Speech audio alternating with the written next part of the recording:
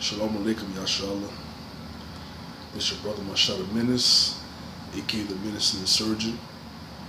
And I want to welcome y'all, pardon me, I want to welcome y'all to another edition of Empowering and Preeminence Multimedia Production. I'm going to give our praise to the Most High. You heard me. Ha'alayawan Yahweh, the Father of Yahweh Shai Pre and post-incarnate to human flesh, and the Father of the melanated triple patriarchs of the children of Israel. That's Abraham, Isaac, and Jacob. I shot a video earlier, but I didn't like the way it came out because the wind was very annoying. And I don't want to say annoying as if the Most High's creation is annoying. But the one thing, that I don't like is when the wind is blowing and when I'm trying to break forth the wind. You understand? Meaning the breath of light, which is the word of the Most High. You understand? Somehow it just seems like the wind is distorting the message. I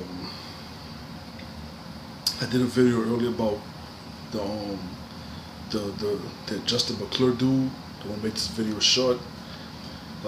Justin Mcclure is a comedian. He's not a well-known comedian, but of course, so far he got his notoriety, of talking all that head and saying some racist and explicit racist things about black people. You understand? I'm not sweating it too much. You understand? Because he's a white devil. That's what he's supposed to do. He's supposed to behave in that manner. Hold up. Alright, anyway. He's supposed to behave like that. And so does the founder of Papa John's. He found Papa John's back in 1984. And it's a cat by the name of Paul Schneider, something like that. Snatter. He's saying that he was pressured into using the word nigger. You understand? By naming the source. From what I read, I believe he didn't name any sources. He just claimed that he was pressured, he was coerced to use that explicit racial epithet what some people would say towards a black race. And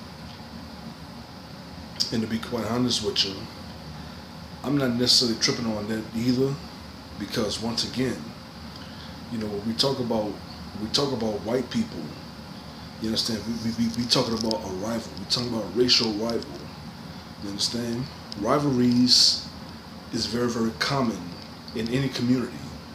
There's always going to be opposition. There's always going to be an opposer. Ain't nothing wrong with that, because opposer can help sharpen your sword. You understand? If you're part of the debate team, you understand, then your opponents who is close to being scholastically sound as you are, or within the same wavelength or frequency in scholarship and academic as you are, or maybe exceeding you. They help sharpen your sword, whether you come out the victor or the loser. They help sharpen your sword. So when you go against them the next time, that okay, I have to approach the subject much different than I did the last time. Since white people are Edomites, white people come from with the Shemitic Hebrew bloodline. Since we black people, patrilineal black people, are Hebrew Israelites, we too come from the Shemitic Hebrew bloodline. I call it Shemitic Hebrew racial division, because you also have the Shemitic Hebrew Ishmaelites, who are the Arabic people. So between the black people, the sand niggas, some people call them desert niggas, and the crackers, we all come from that one racial division, which is the Shemitic Hebrew division. Same thing in football. I'm a New Orleans Saints fan, so my Saints team is in the NFC South division, along with the Atlanta Falcons, Tampa Bay Buccaneers, as well as the Carolina Panthers. So we may be in the same division, but we still rivals. We are division rivals. The so-called white man is our primary racial division rival. So it would make sense for somebody like Justin Mcclure, who's a white Edomite devil, as well as Paul Schnatter, the CEO. I think he stepped down as CEO back in January of this year. There's some other cat taking over. But he is a founder of Papa John's. He used that word, nigga, claimed that he was pressured. Doesn't matter if he was pressured or not. The truth of the matter is he said it. So I have no problem per se with him saying, because he's supposed to say it. He's supposed to say it. You understand?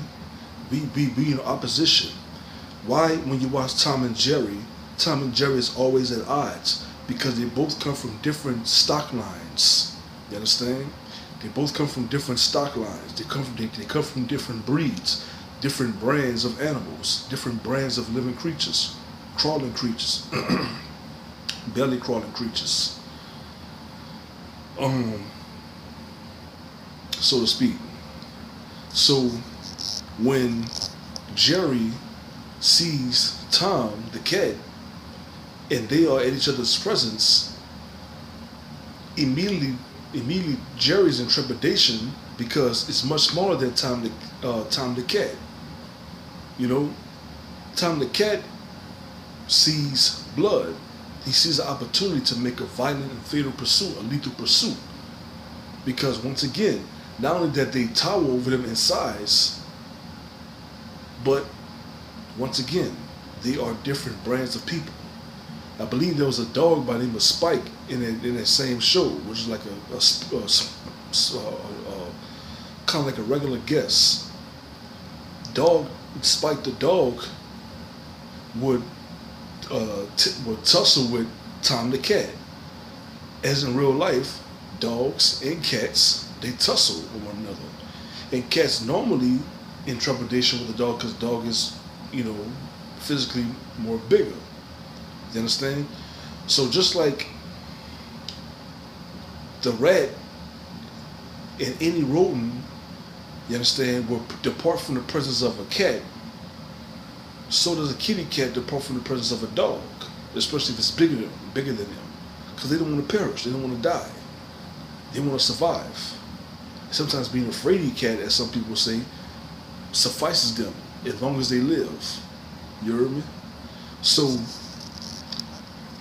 Justin Mcclure made some racist statements about, how black people be naming their children Cadillacs and Walgreens and all this shit back in July 2012 and whatnot. And earlier this month, I believe, of this year, he once again was unapologetic. He did not apologize for his racial statements. He said, "Oh well, that was years ago. Whew. I'm glad that was in 2011 and 2012. I'm good," or something like that, saying something sarcastic. And he has a Nigerian woman for a wife. And the Nigerian woman should be ashamed of her damn self, because she hates herself. Each time you're a black man and you have a white woman or a non-black woman, you hate yourself. If you're a black woman and you have a non-black man, you understand, as your companion, you hate yourself. You don't love yourself. You understand? You don't see necessarily a cheetah cohabitating with the cougar, even though they're both feline cats. But cheetah wants to mate with a cheetah male wants to mate with a cheetah woman. You understand? A cougar male wants to mate with a cougar woman, because they both of the precise stock line. You heard me? Now once again, even though that the so-called white man, so-called black man, so-called Arab man, the melanated Arabic people, even though we both, all three of us, are of the Shemitic Hebrew stock line, the difference is we black Hebrew Israelites, we come from Abraham, Isaac, and Jacob. The white man come from Abraham, Isaac, and Esau. The Arabic people comes from Abraham and Ishmael. You heard me? So Justin Mcclure, he's a devil. Just like every other white person, their destiny, their fate is their demise and death.